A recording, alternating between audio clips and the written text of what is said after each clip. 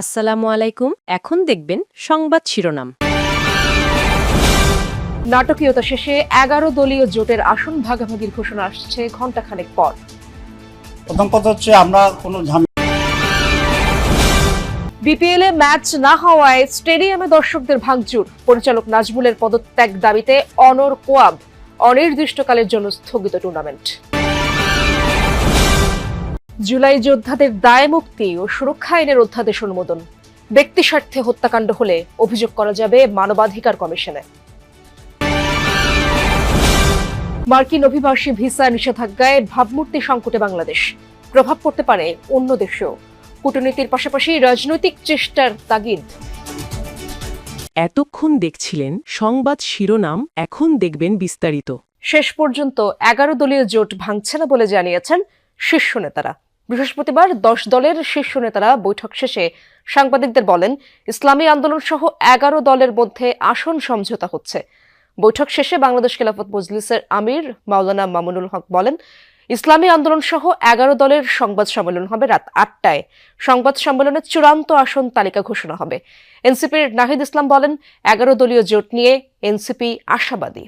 আসন সমঝোতা নিয়ে কদিন ধরেই টানাপোড়েন চলছে জামাতে ইসলামী ও ইসলামী আন্দোলনের মধ্যে। গুঞ্জন উঠে ১১ দলীয় জোটে থাকছে না ইসলামী আন্দোলন।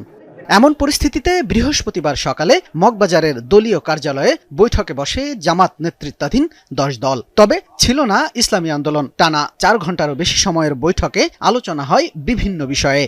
বৈঠক শেষে এনসিপির আহ্বায়ক নাহিদ ইসলাম বলেন, ভাঙন নয়, ১১ দলীয় জোট পূর্ণাঙ্গ করতেই নেওয়া হচ্ছে কিছুটা সময়। খুবই অল্প সময়ের মধ্যে এই জোট প্রক্রিয়াটা একটা নতুন দিকে যাচ্ছে। সেহেতু হয়তো একটু মতভিন্নতা থাকতেছে, আমরা সেগুলো আলোচনার মাধ্যমে সমাধান করছি। আমরা শেষ পর্যন্ত চেষ্টা করব এই জোট যাতে অটুট থাকে।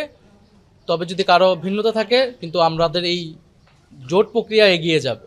বাংলাদেশ খেলাফত মজলিসের আমির মাওলানা মামুনুল হক জানান, চলমান সংকট উত্তরণে আলোচনা হয়েছে।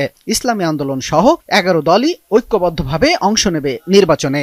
ইসলামী আন্দোলনের সাথেও নেতৃবৃন্দের সাথে আমাদের কথা হয়েছে।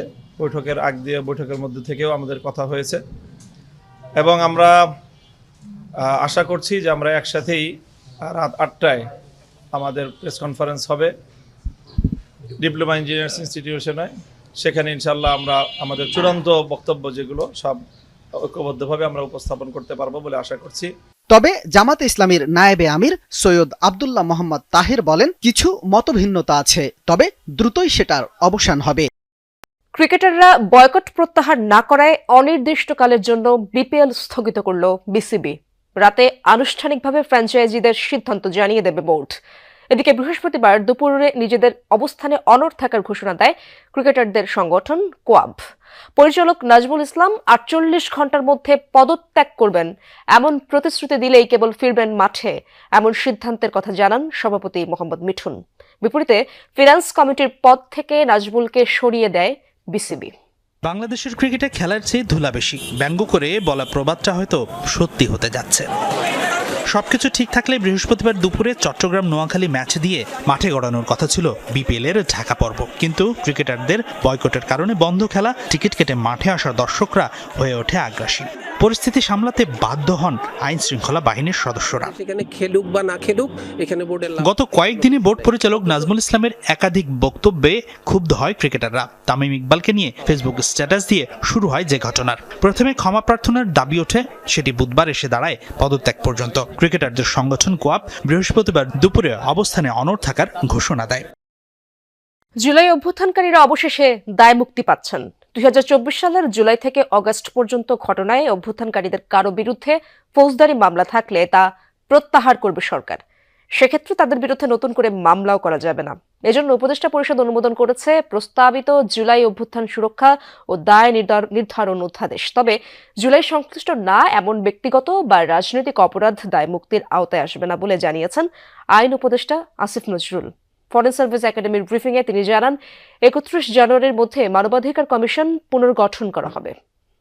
২০২৪ সালে জুলাই আগস্টের গণ অভ্যুত্থানে পতন হয় শেখ হাসিনার দীর্ঘ ১৭ বছরের স্বৈরাচারী শাসনের। এই আন্দোলনের অগ্রভাগে ছিল ছাত্র জনতা। গণতন্ত্র প্রতিষ্ঠা ও অধিকার আদায়ে জুলাই আন্দোলনে যারা রাজপথে ছিল তাদের সুরক্ষায় সরকার প্রণয়ন করতে যাচ্ছে নতুন অধ্যাদেশ।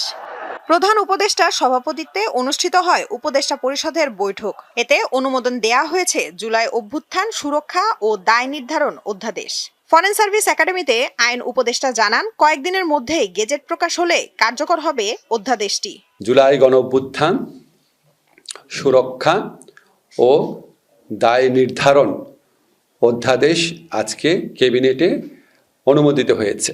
জুলাই গণঅভ্যুত্থানকালে রাজনৈতিক প্রতিরোধের উদ্দেশ্যে সংগঠিত কার্যাবলী থেকে জুলাই গণঅভ্যুত্থানকারীদের দায়মুক্তি দেওয়া হয়েছে। জুলাই গণঅভ্যুত্থানকারীদের বিরুদ্ধে ফৌজদারি মামলা, রাজনৈতিক প্রতিরোধের উদ্দেশ্যে সংগঠিত কার্যাবলীর কারণে যদি কোনো ফৌজদারি মামলা হয়ে থাকে তাহলে সেই মামলাগুলো প্রত্যাহার করার পদক্ষেপ সরকার নিবে। জুলাই আগস্টে সংগঠিত রাজনৈতিক প্রতিরোধের উদ্দেশ্যে সংগঠিত কার্যাবলী সরকারি ভাতায় বাংলাদেশিদের হার বেশি থাকার কারণেই যুক্তরাষ্ট্রের অভিবাসী ভিসা নিষেধাজ্ঞার তালিকায় পড়েছে বাংলাদেশ।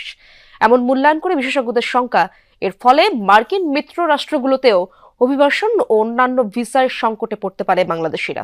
এই সংকট সমাধানে কেবল কূটনৈতিক প্রচেষ্টা নয়, দরকার অবৈধ অভিবাসন চেষ্টা বন্ধে জনসচেতনতা। ক্ষমতায় আসার পর থেকেই অভিবাসন নীতি নিয়ে জোরে সোরে কাজ শুরু করে ডোনাল্ড ট্রাম্প প্রশাসন। এরই মধ্যে তার বাস্তবায়নও শুরু হয়েছে। অভিবাসন বিরোধী বলে পরিচিত ট্রাম্প প্রশাসনের ভিসা বন্ডের তালিকায় সম্প্রতি ঢুকেছে বাংলাদেশের নাম। তখনই বলা হয়েছিল, যুক্তরাষ্ট্রে বিভিন্ন সামাজিক সুবিধা গ্রহণকারীদের তালিকায় ওপরের দিকে বাংলাদেশিরা। সেই ধাক্কায় এবার ৭৫টি দেশের জন্য অভিবাসী ভিসা স্থগিত করার যে সিদ্ধান্ত নিয়েছে যুক্তরাষ্ট্র, তাতেও ঢুকে গেছে বাংলাদেশ। এই অঞ্চলের পাকিস্তান, আফগানিস্তান, থাইল্যান্ড, এমনকি রাশিয়াও আছে এই তালিকায়।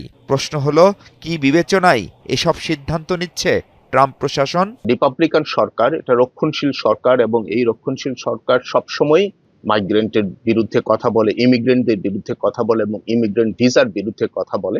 যে সমস্ত দেশ বা যে সমস্ত দেশের আবেদনকারীরা এই সুযোগ সুবিধাগুলো যথেচ্ছভাবে ব্যবহার করেন অথবা হয়তোবা তারা মনে করছেন যে মিসইউজ করেন, তাদের বেলায় এই নীতিটা কার্যকর করছে।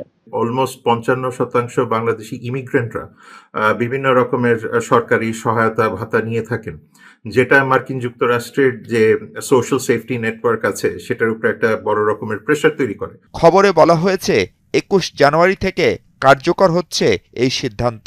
প্রশ্ন হলো, যুক্তরাষ্ট্র যেসব দেশের জন্য এমন কঠিন সিদ্ধান্ত নিল, তাদের নাগরিকদের ব্যাপারে অন্যান্য দেশেও অভিবাসী হওয়াটা কঠিন হয়ে গেল কিনা? আর এই তালিকা কতদিনের জন্য তা যেমন অজানা, ঠিক তেমনি এখান থেকে মুক্তির উপায়ও